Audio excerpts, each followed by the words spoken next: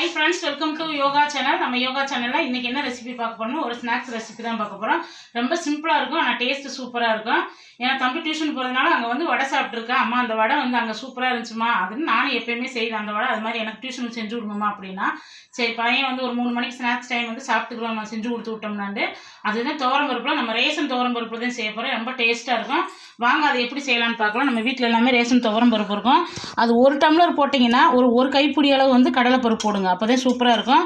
நான் இதை ஒரு 2 மணி நேரம் ஊற வச்சு நம்ம தூங்கி எந்திக்கிறப்ப அரிசி ஊற போடுறப்ப இதை ஊற போட்டுறணும். ஊற போட்டு நல்லா ஊறிடும். எப்படி ஊறி இருக்கு பாருங்க.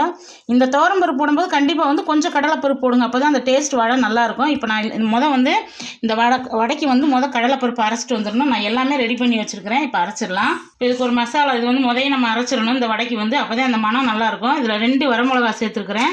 ஒரு கொஞ்சமாக இஞ்சி, நல்லா இஞ்சி கொஞ்சம் உண்டனாவே சேர்த்துக்கோங்க. நான் 4 கட்டி கொஞ்சம் பெருசாக சேர்த்துருக்கேன். ஒரு 4 கொத்து கருவேப்பிலை, கொஞ்சமாக பூண்டு, தோல் உரிக்க வேண்டாம் அப்படியே சேர்த்துக்கோங்க. கொஞ்சமாக சோம்பு, இதெல்லாம் சேர்த்து நம்ம சும்மா ஒரு ஓட்டு ஓட்டிடலாம். வந்து இந்த மாதிரி குறண்டு நம்ம நல்லா ஒரே ஒரு ஓட்டு மட்டும் ஓட்டிடணும். இப்போ வந்து அடுத்து வந்து நம்ம பருப்பு சேர்த்துக்கணும். பருப்பில் வந்து தண்ணி இருக்கக்கூடாது, அப்படியே சேர்த்துக்கோங்க. பருப்பு வந்து 1க்கு 2 தான் சடச்சடன்னு அப்படியே ஒரு 2 சுற்றுதையும் சுற்றணும். ரொம்ப வந்து வலுவலுன்னு அரைச்சிடக்கூடாது. இப்போ பாருங்கள் நான் எப்படி சுற்றுறேன் பாருங்கள்.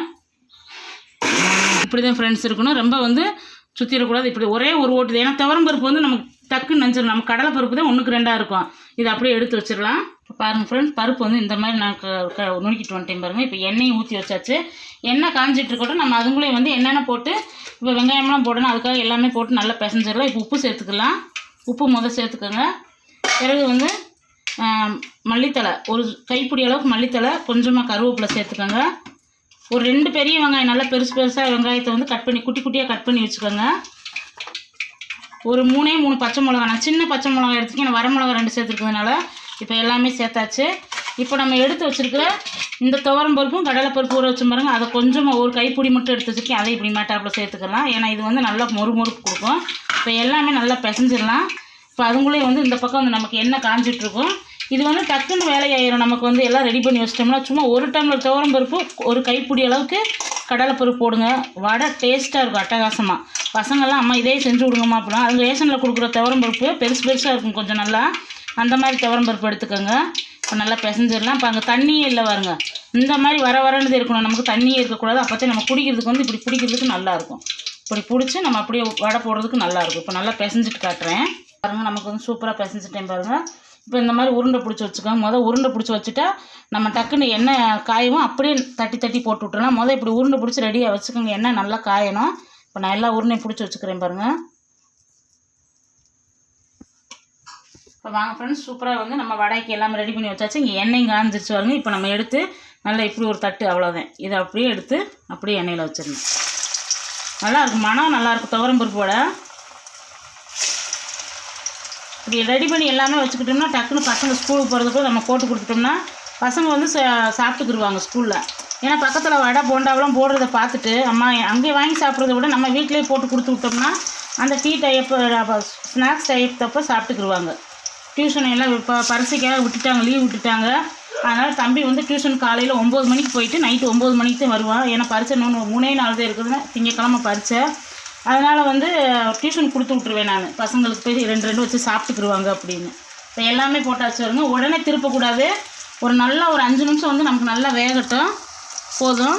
எல்லாம் நல்லா வேகட்டும். வெந்ததுக்கப்புறம் நம்ம திருப்பி விட்டுக்கலாம், இல்லாட்டி உடஞ்சிரும். இப்போ வந்து திருப்பி விடுங்க. நம்ம இப்போ தான் திருப்பி விடுறேன். இதுக்கு திருப்பி விடலை. நல்லா வெந்ததுக்கப்புறம் நம்ம திருப்பி விடணும். இப்போ பாருங்கள் எப்படி உடையாமல் இருக்குது பாருங்க. ஏன்னா துவரம் பருப்பு வந்து நல்லா கொஞ்சம் உதிரியாக இருக்கும்.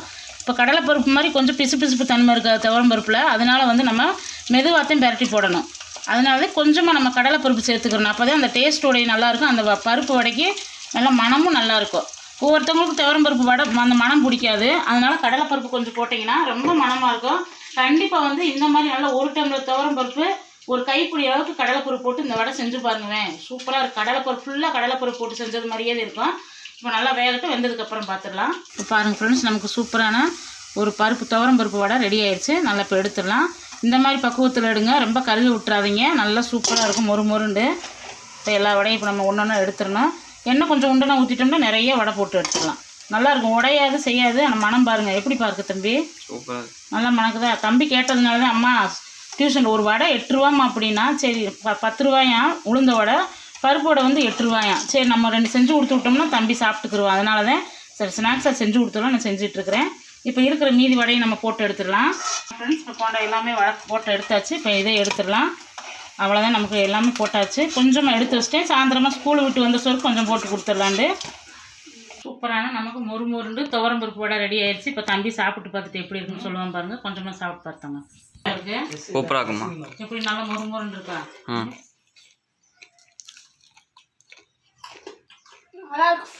சூப்பராக இருக்கு ஃப்ரெண்ட்ஸ்.